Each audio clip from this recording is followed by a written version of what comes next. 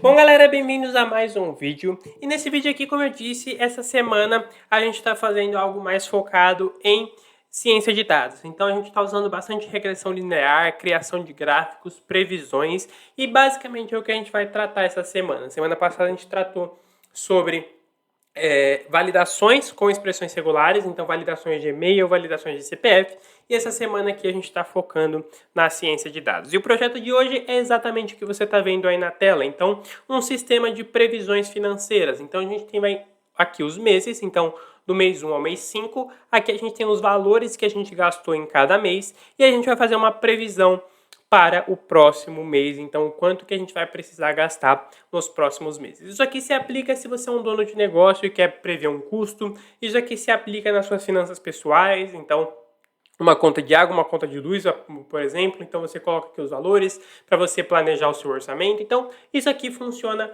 para quem quiser mexer com dinheiro, tá certo? Então, para começar, se inscreve no canal, like no vídeo e dá uma olhada nos links da descrição. São links bem interessantes, tá certo?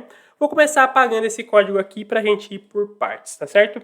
Então, para começar, as bibliotecas. Então, a gente vai utilizar as bibliotecas Panda e NumPy para tratar os dados. Essa biblioteca aqui, que é a sklearn, é para fazer a parte da regressão linear e a Matplotlib é para criar o gráfico lá no final, que a gente vai colocar os nossos dados para ficar algo mais visual, algo mais claro visualmente para a gente, sem ser muitos números e previsões, tá certo?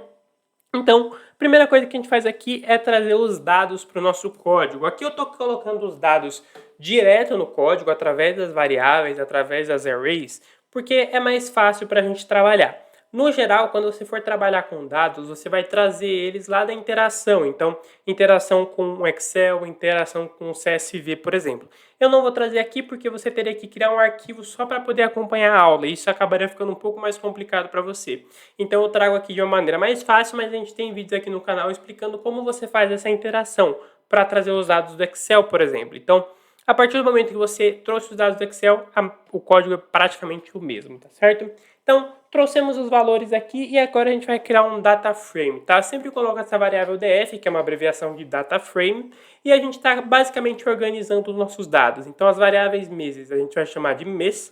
Então, é mês 1, mês 2, mês 3, tá? Porque aqui eu coloquei no singular, porque a gente vai trabalhar um mês de cada vez. E aqui os valores de cada mês, tá certo? Agora a gente vai criar um modelo de regressão linear, tá? É muito comum você escutar esse termo modelo para regressão linear. Então chama essa variável, coloca aqui regressão linear ou linear regression, tá? No caso tem que colocar em inglês. E a função que a gente vai utilizar sempre na regressão linear é o fit, tá? Então a regressão linear ela precisa não de modelos, mas de valores para trabalhar, de variáveis para trabalhar. Então a gente chama a variável modelo, chama essa função fit e passa os valores que a gente vai fazer o fit dentro da regressão linear, que é o mês e os valores, tá? Tem que colocar a variável df aqui, senão ele não sabe de onde esses valores vêm. Então a gente criou um data frame para ficar mais fácil de interagir aqui na regressão linear, tá certo? Agora a gente vai fazer a questão da previsão, tá certo? Então a gente coloca aqui para prever o valor do próximo mês, então mês seguinte, que é o nome da nossa variável, array 6, tá? Isso aqui tem a ver com o index, então aqui eu tenho 1, 2, 3, 4, 5, e aí a gente pode vir aqui e colocar os 6. Se você quiser colocar, por exemplo, 6 e 7, você pode também, tá? Não tem problema, então você pode fazer uma previsão ali de 1 ou mais meses. Não recomendo que você coloque muitos, tá?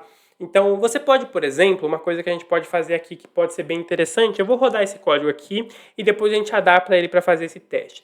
Mas a gente pode, por exemplo, passar 6 dados aqui e aí na hora que a gente for fazer a previsão, a gente coloca mais 6. Então, a gente faz como se fosse uma previsão anual. Então, a gente passa os dados, por exemplo, de janeiro a junho e depois a gente faz uma previsão de julho a dezembro. Eu acho isso bem interessante, tá? Não pensei nisso quando eu fiz o roteiro, mas a gente vai fazer nessa aula aqui. Mas, por enquanto, a gente vai só colocar aqui os 6, tá? Que é o que está no meu roteiro aqui.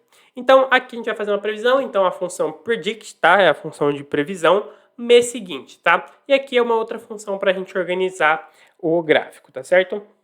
Aqui a gente vai colocar para limitar as casas decimais, tá? Muitas vezes quando você faz previsões, esse tipo de coisa, ele coloca muitas casas depois da vírgula, isso não é interessante, então a gente vai utilizar a função round, tá? Eu já trouxe aquelas funções de 2 pontos, ponto 2f, mas eu estou trazendo a função round aqui para dar uma variada. Então a função round você chama ela, passa a variável que você quer controlar as casas decimais e passa quantas casas você quer, no caso aqui, 2, tá certo? Agora a gente vai fazer a parte de adicionar array, tá? Então a gente já fez a previsão, só que essa previsão ela ainda não foi adicionada nos nossos dados padrões, tá? Então se você printar até aqui, ele vai trazer o gráfico com essas informações, ele vai fazer a previsão do sexto mês, mas ele não vai trazer pra gente as informações que a gente quer no gráfico, tá? Ele vai trazer no terminal, mas ele não vai trazer no gráfico lá desenhado certinho. Então, aqui a gente vai colocar aqui, ó, adicione o valor previsto ao array original para plotar no gráfico. Como eu disse na última aula, esse termo aqui, plotar, é um termo que a gente traz do inglês meio aportuguesado, tá? Mas é o tema para colocar essas informações lá no gráfico, tá certo? Então, primeira coisa, meses, tá? A gente vai chamar a biblioteca NumPy aqui, concatenate, tá? Concatenate vem de concatenar, então a gente está basicamente juntando e sincronizando esses valores, tá? Para ficar mais fácil. Então, a gente está colocando aqui meses e mês seguinte. Então, basicamente, isso é o concatenar. A gente está pegando o mês seguinte, que seria o valor que ele vai trazer através da previsão, e está concatenando ele aqui em cima. Então, a gente está adicionando esse valor aqui, esse valor 6, dentro dessa variável meses aqui, para ele tratar como se todo fosse uma única coisa. Ele é uma previsão, ele vai trazer uma previsão, mas ele vai trazer como se fosse tudo uma única coisa. Então, ele vai mostrar os meses subindo, tá? Os valores, eles vão subir e descer, mas os meses, eles continuam. Então, geralmente, ali os meses são o eixo X, que é o eixo deitado, tá certo? E aqui os valores. Então, a gente vai concatenar também os valores, que seriam os valores que a gente tem os atuais, de 1 a 5, né? E aqui a previsão. Então, a previsão seria o sexto valor, que é o valor que a gente vai trazer através da regressão linear, tá certo? Agora a gente vai fazer um grande print aqui, tá? E esse print aqui vai ser para trazer o resultado da previsão no nosso terminal, tá? Então, se você não colocar essa parte aqui e colocar esse print, ele vai trazer a previsão no nosso terminal. Então, ele vai trazer o valorzinho ali no terminal, mas ele não vai trazer no gráfico. Então, aqui é para colocar no gráfico, aqui é para colocar no terminal, tá certo? E aqui o print que a gente vai vir no terminal. Então, a previsão do valor para o próximo mês e essa aqui é a previsão formatada. Eu coloquei previsão formatada porque a gente está formatando ela com apenas 2 casas depois da vírgula, certo? Aqui a gente pode adaptar um pouco, então a gente pode colocar aqui um espaço e colocar um R cifrão aqui, para a gente poder trazer isso aqui em forma de reais, tá certo? Então, aqui a gente vai estar trabalhando com dinheiro, né? Aqui a gente não colocou nenhum cifrão, nem real, nem nada, mas são valores em dinheiro, tá? Então, a gente traz o valor em dinheiro sempre no print, tá? Então, a gente colocou aqui a previsão de valor para o próximo mês, coloca isso aqui e traz a previsão formatada. Você tem esses dois formatos, como sempre, então a gente pode colocar a vírgula e a variável, e você tem um outro formato também que você coloca aqui dentro, certo? Então, você chama aqui a chaves, coloca a variável e coloca um F aqui no começo.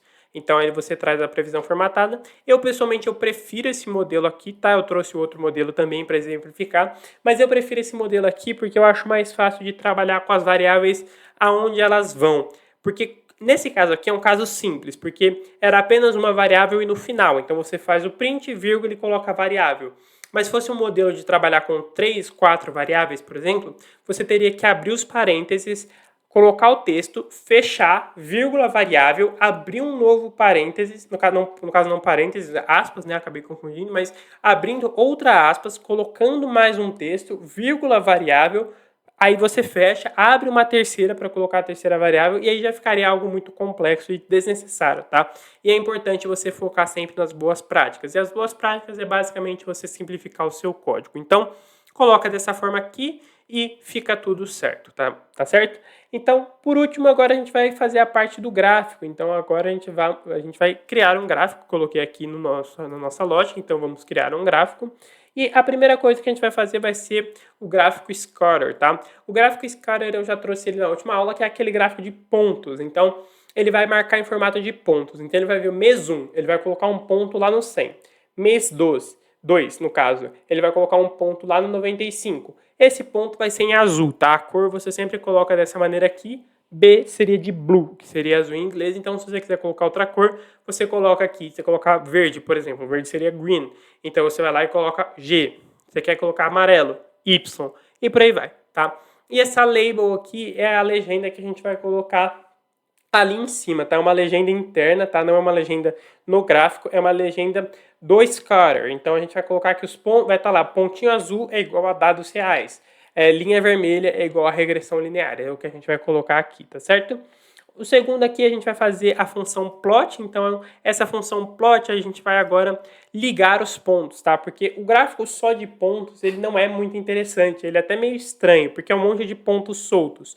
Esse plot aqui, a gente vai fazer a parte de ligar esses pontos, tá? Então a gente passa os parâmetros, que seria mesas e valores, a cor vermelha, tá?